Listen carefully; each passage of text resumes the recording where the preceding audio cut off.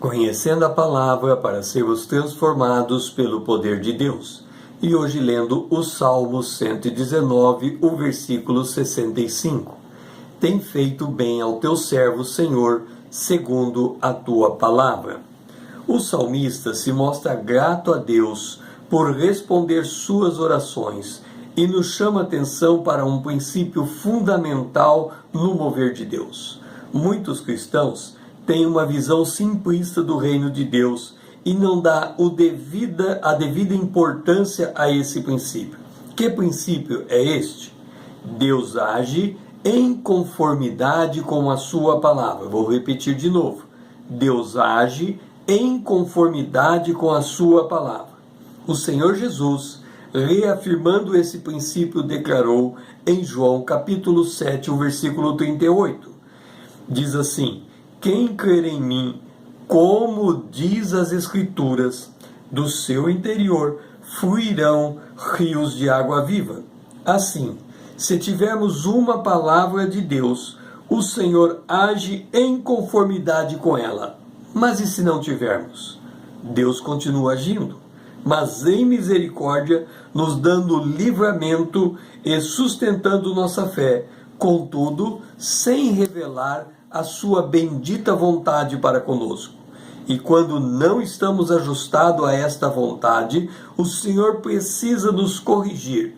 E por que Deus nos corrige? Ouça, está em Provérbios capítulo 6, o verso 23. Porque o mandamento é lâmpada e a instrução luz, e as repreensões da disciplina são o caminho da vida.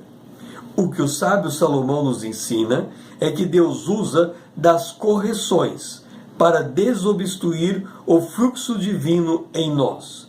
Quando se faz menção da correção divina, o cristão espera algo de natureza eminentemente espiritual. Contudo, a maioria das correções que recebemos da parte de Deus se manifesta em meio aos nossos relacionamentos.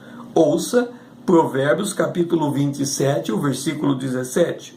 Como ferro, com ferro se afia, assim o homem ao seu amigo. E aqui está a natureza do problema. Quando nos desentendemos uns com os outros, a nossa tendência é nos afastar. Os filhos separam dos seus pais. O marido se divorcia da esposa. O empregado troca de chefe. O cristão muda de igreja. Tudo para não ter de ceder e reconhecer o seu erro e ter de pedir perdão. Diferente foi a atitude do salmista. Por aceitar a correção, ele pôde testemunhar. Salmo 119, o versículo 67. Antes de ser afligido, andava errado, mas agora guardo a tua palavra. Foi-me bom ter passado pela aflição, para que aprendesse os teus decretos. Essa é uma das lições espirituais mais difíceis de se colocar em prática. No início de nossa jornada com Deus, nós estávamos sensíveis à sua voz. Este é o primeiro amor. Qualquer repreensão nos fazia arrepender e mudar de atitude. À medida que avançamos, vamos observando que muitos na igreja não são fiéis como pensávamos, mas continua sendo abençoado conforme o critério que temos. E então, vamos endurecendo o coração, exigindo que só os ditos espirituais podem nos corrigir. Como elevamos a medida da espiritualidade, nunca encontramos alguém à altura para nos corrigir. Devemos nos lembrar que se Deus usou uma mula para repreender Balaão, pode dispor do que quiser para nos exortar. Por isso o salmista dizia no Salmo 119, o versículo 72, para mim vale mais a lei que procede da tua boca que milhares de ouro e de prata. Verso 75, bem sei, ó Senhor, que os teus juízos são justos e com fidelidade me afligistes.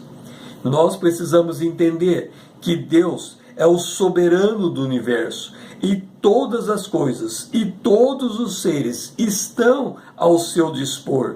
Deus não é como um professor limitado ao quadro negro e ao giz. Ao contrário, Deus pode dispor do universo para nos corrigir. Olha só, para dar um sinal ao rei Ezequias, Deus fez o sol retroceder 10 graus. Está em 2 Reis, capítulo 20, o versículo 11. O que não pode Deus fazer, usando de todas as circunstâncias em nosso entorno para nos instruir? Estejamos, pois, atentos à voz de Deus em meio aos relacionamentos e nos deixemos corrigir um pelos outros para que possamos alcançar o caminho da vida. O meu nome é César, usando a internet para com você compartilhar a palavra de Deus.